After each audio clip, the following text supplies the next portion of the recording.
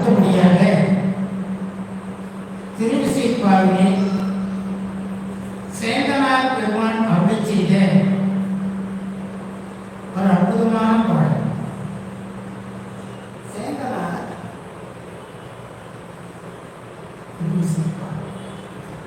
சேந்தனார் மிக அற்புதமாக 9ஆம் திருமுறையிலே அருளை செய்த இந்த பாடல்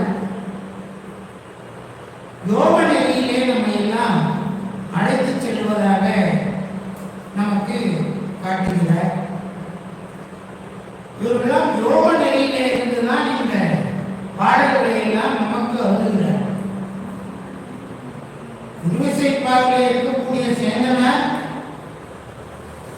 எந்த கல்லூரியிலும் போய் டாக்டர் பட்டம் வாங்கி இந்த பாடல்களை எல்லாம் பாடு இறைவனையே சிந்தித்து யோக நெறியிலே இருந்து இந்த பாடல்களை எல்லாம் பாடுகிறார். இவர் யோக நெறியிலே இருக்கின்ற பொழுது அந்த யோக நெறியானது கைகூடி அவருடைய தேகமானது ஒளி பொருந்திய தேகமாக இருந்ததாக சொல்லப்படுகிறது. நாம தான் யோகம்னா என்னன்னு தெரிஞ்சுக்கிறதே இல்லை. அதனாலதான் நம்ம தேவம்னா வயசானா ஓடு ஊனி நடக்கிற மாதிரி. சேந்தனார் பெருமான் யோக நெறியிலே இருந்து ஒளி பொருந்திய அந்த தேகத்தை பெற்று நமக்கு அருள் செய்யப்பட்ட இந்த திருவிசைப்பாவிலிருந்து ஒரு பாடலை நாம் விண்ணப்பம் செய்யும். இந்த 9ஆம் திருமுறையிலே இருக்கக்கூடிய இந்த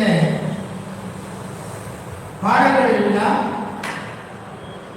திருமாளிகை தேவர் அருள் செய்தார். இப்படி திருமாளிகை தேவர் அருள் செய்த இந்த பாடல்கள் சைவ சித்தாந்தத்தினுடைய அழகை நமக்கெல்லாம் சொல்லி சொல்லி காட்டக்கூடிய ஒரு பாடல்.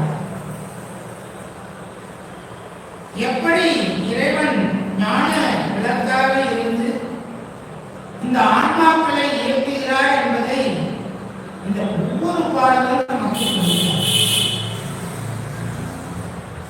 இதெல்லாம் சைவ சித்தாந்தம் படித்தாதான் அதனுடைய அருமை நமக்கு தெரியும். ஒவ்வொரு பாடலிலேயும் இந்த சைவ சித்தாந்தம்